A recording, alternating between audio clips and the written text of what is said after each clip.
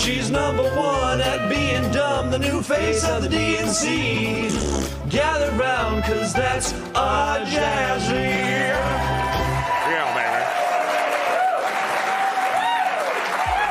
Jasmine Crockett's got another hot take. No blacks and whites on a wedding cake. The Democrats' new chosen one, Jasmine Crockett, is in the news again for an old clip where she attacked Florida Rep. Byron Donalds for marrying a white woman. Greg Gutfeld just lit up Jasmine Crockett on live TV. And it was absolute devastation. With razor-sharp wit and not a shred of mercy, Gutfeld tore through her dramatic posturing and left her completely stunned. This wasn't a debate, it was a complete takedown. While Crockett clung to rehearsed talking points, Gutfeld came armed with a verbal flamethrower that scorched everything in sight. The crowd didn't just watch, they roared. Social media went wild in real time. If you ever thought political commentary was dull, this jaw-dropping spectacle proved otherwise. Crockett never saw the firestorm coming. Or literally, it's because you married a white woman and so you think that that whitewashed you. That's not very woke, is it? Of course, Crockett isn't the only Democrat who's opposed to interracial marriage, or else more Democrats would have voted for this one. Racist!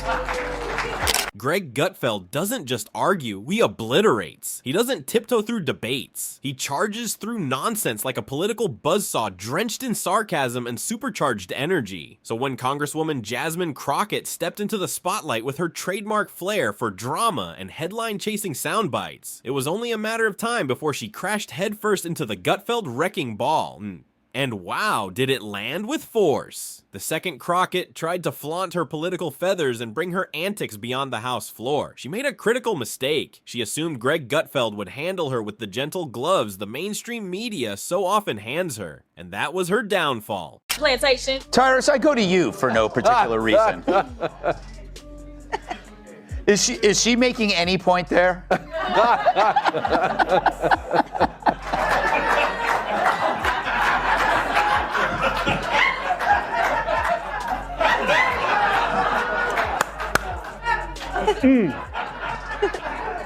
Like this makes me wish my mom made different father choices. Because we all get sucked into this. Like, this is, if you're gonna talk about black history, at least know it. This is, at least know it, okay? Instead, she marched straight into the lion's den. Unprepared, overconfident, and completely out of her depth. Crockett isn't exactly famous for substance. She's more like a performance artist pretending to be a politician. She's mastered the art of yelling over others, throwing around flashy buzzwords, and delivering tantrums tailor-made for TikTok. Her political career up to this point has mostly been a series of furious tirades, viral comebacks, and dramatic solo acts at every available microphone. To her loyal fans, that's fighting for justice. But to the rest of the world, it's just loud, chaotic noise. But it goes back to, that was 45 seconds of some of the, like, Kamala, you good right now. That was some of the dumbest I ever heard in my life. Here's the thing. This goes back to what we talked about earlier. They never have a solution. Just listen to your dumbass talk. You want to talk about agriculture? Why don't you fix the lottery? Why don't you make it easier for people who want to come into this country to work in agriculture and equitation and factories? Get rid of the lottery. Open it up. Talk to the president. Like, hey, we got a plan. We want to make it easier for people who can vet and come in and work in this country. Come up with an idea besides, any of y'all want to pick cotton? We're like, we're in suits in the middle of the Midwest. Why would we pick cotton? It's like the extreme stupidness of what she speaks.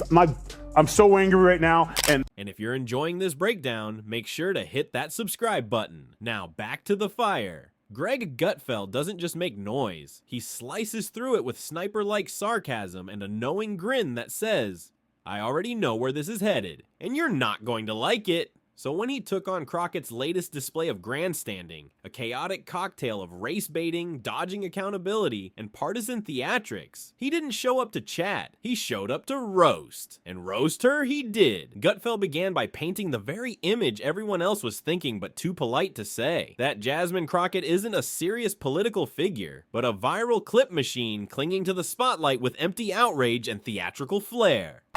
She's so rotten, she wants migrants picking cotton. We present to you Democratic Congresswoman Jasmine Crockett, who made this shocking argument why America needs immigrants. Roll it, Alfred. So I had to go around the country and educate people about what immigrants do for this country, or the fact that we are a country of immigrants. Right. The fact is, ain't none of y'all trying to go and farm right now. Okay, so I'm lying. Raise your hands. When the wheels fall off. You're not. We done picking cotton. We are. You can't pay us enough to find a plantation. She wasn't asking real questions. She was delivering rehearsed monologues. She wasn't defending genuine ideas. She was hunting for viral zingers and social media clout. But in Gutfeld's world, that's the lowest form of political life. The takedown wasn't loud. It didn't need to be. It was sharp, methodical, and laced with icy contempt. Gutfeld didn't raise his voice. He simply held up a mirror, and what Crockett saw staring back was far from flattering. He tore apart the hollow buzzwords, exposed the glaring contradictions, and unraveled the fragile logic propping up her entire persona. And let's not kid ourselves. This wasn't some random clash. Jasmine Crockett has built her brand around being the queen of congressional theatrics. Every time the cameras roll, she's ready with another meltdown, complete with wild facial expressions, drawn-out pauses, and just enough flashy phrases to keep the news networks watching. It's not policy, it's performance, plain and simple. But this time, the spotlight turned on her, and she couldn't handle it. Gutfeld didn't just criticize her antics, he tore them apart. Every dramatic hand wave, every overblown outburst, every fake controversy. Gutfeld dragged it into the light and obliterated it with a ruthless mix of biting satire and good old-fashioned common sense. Kilmeade, she's getting to be the face of that party. I know, thanks to your show. Yeah. I don't know what's more popular, this or The View on Gutfeld. But a couple of things. Did you see, at first I thought she was doing it for comedic purposes, but you watch back, nobody had a response. They didn't know what the hell she was talking about. And she's like, oh, really? Farming? Yes, it's called eating, farming. America's got the best farmers in the world. There's glory in doing it. People do it, and the people don't do it by hand anymore. This isn't 1820. So I was just stunned by what she's saying. But the weird thing is, she probably left that room thinking she knocked it out of the park. And I don't think that anyone can stop her from being the face of the party, except Bernie Sanders, who's 111 years old, talking about oligarchs.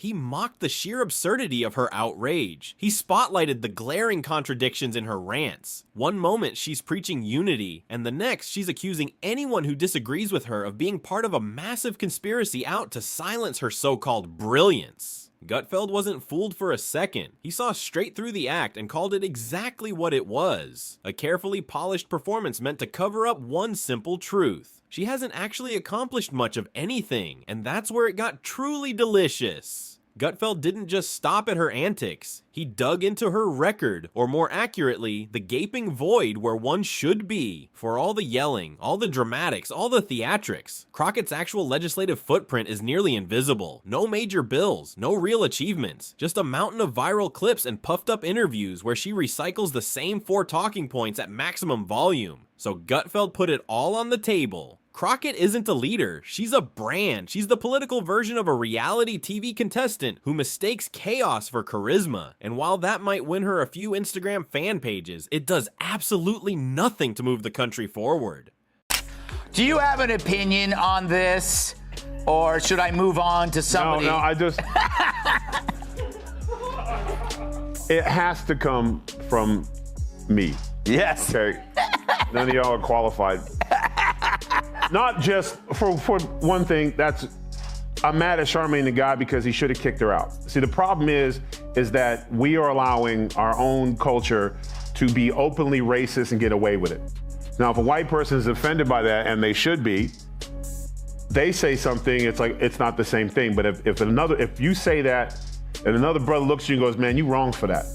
and I don't want you on my show. Get the hell out, because I'm telling you right now, if I was not on the show, which happens sometimes, and someone was sitting in his chair and he was complaining about black men this and black that, and they shouldn't be here, and you know what happens when a white woman marries a black guy, you would not have seen that guy in the next segment. He would have kicked his ass off, because you're not going to talk about somebody that I care about like that, or another person like that. That's the problem. Naturally, Crockett's defenders sprang into action, and fast. They rushed to shield her behind the usual talking points, crying out that any critique of her must be rooted in bigotry, misogyny, or, wait for it, fear of her so-called power. But Gutfeld wasn't buying a second of it. He sliced through the smokescreen with laser-like precision, reminding everyone watching that criticism isn't hate, it's called accountability. And if someone can't take the heat of being challenged, then maybe politics isn't the right battlefield. And the public reaction? Absolutely savage. Social media went wild. Memes flooded every corner of the internet. One viral image showed Gutfeld towering over a cartoonishly stunned Crockett with the caption, "Sit down and learn something." Others just kept replaying the entire takedown like it was a political version of a UFC knockout. And honestly, it hit just as hard. And let's be clear, this wasn't an ambush. Crockett walked right into it. No one dragged her in. She stepped into the arena with a mic, full of attitude, ready to throw shade, and completely forgot that Gutfeld doesn't play games. While she tried to spin, deflect, and raise her voice to escape the pressure, Gutfeld stayed calm and scorched her with facts, logic, and sarcasm so sharp it could make the dictionary cry.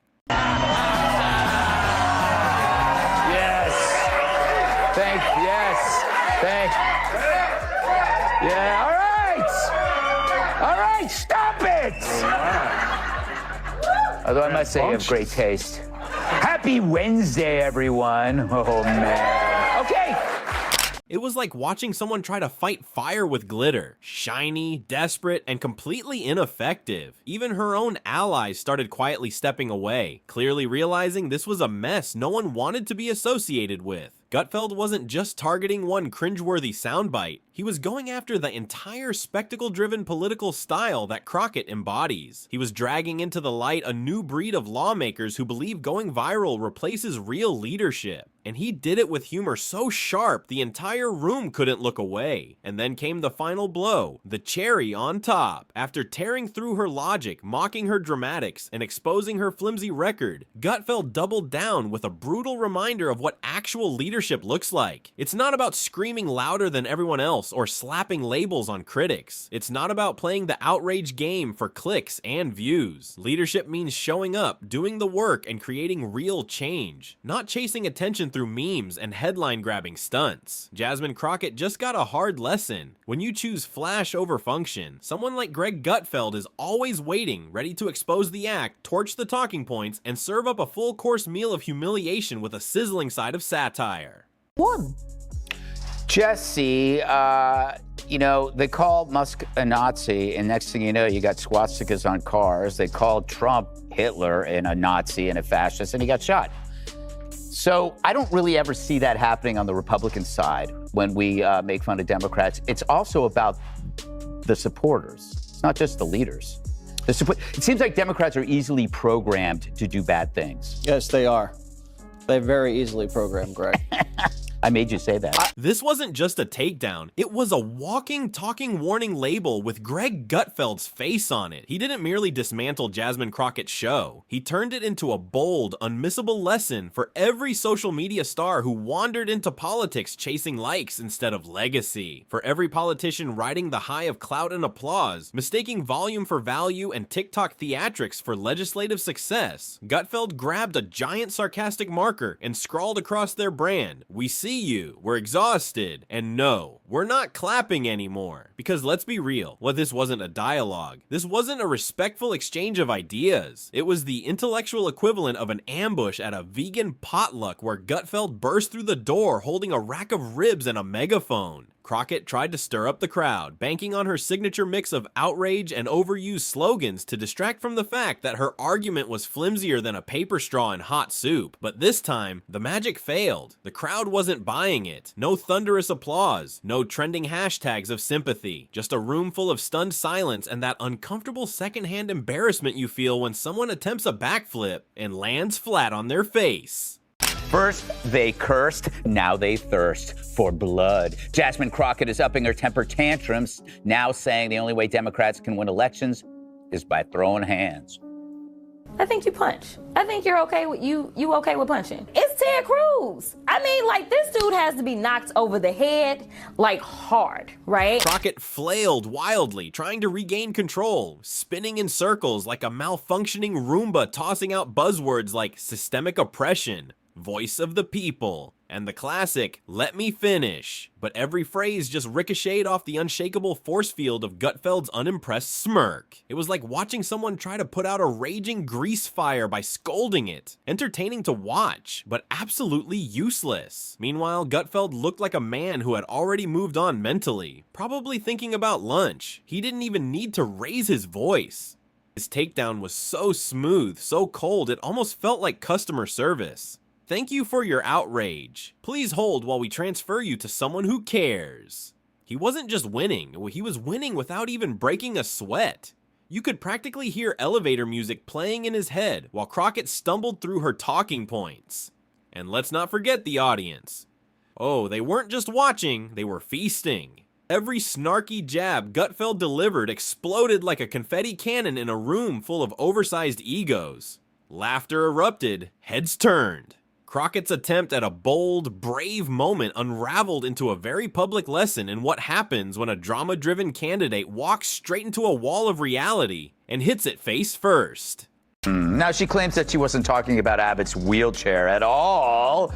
Yet she's mentioned Abbott's wheels before. In 2022, she posted Beto's rolling around the state. Where's Abbott rolling to? And according to the Washington Free Beacon, Crockett also liked several Facebook comments referring to Abbott as Hot Wheels back in 2020. Her supporters scrambled to salvage the wreckage. Tweets flew, think pieces were hastily assembled, and someone somewhere probably drafted a strongly worded Instagram caption about misogynoir before realizing no hashtag could erase the scorch marks. But the damage was already done. This wasn't a minor stumble. It was the total collapse of a carefully staged persona. The Empress wasn't just exposed. She was live streaming her downfall for all to see. And Gutfeld? He had already left the battlefield. The smug calm on his face said it all. He knew he'd won. He understood this wasn't just a heated political clash. It was a cultural autopsy. He didn't just dismantle Jasmine Crockett. He took a wrecking ball to the entire category of performance politicians who confuse internet clout with real competence and tantrums with true leadership. What made it all the more brutal for Crockett was that Gutfeld never even got ruffled. No shouting, no slamming fists, no over-the-top drama. Just sharp ridicule and pointed facts delivered with the perfect timing of a late-night comic and the patience of someone who's seen this same tired show 100 times before. He wasn't angry. He was bored. And somehow that made it sting even more. Crockett stood there, still gripping the mic, still waiting for cheers that never came. It was the political equivalent of singing your heart out at karaoke, only to realize the bar is empty and the mic was never even turned on. How long is she going to keep this thing that she wasn't talking about, the wheelchair? Yeah. Come on, babe, you know you're full of and all that, Jasmine. I think what happened was AOC was like, you guys, I need to triangulate and be serious now because I'm going to be a senator. So someone has to be a talking attention whore. Who's it going to be? And Jasmine raised her hand and goes, excuse me, Congresswoman Cortez, I speak jive.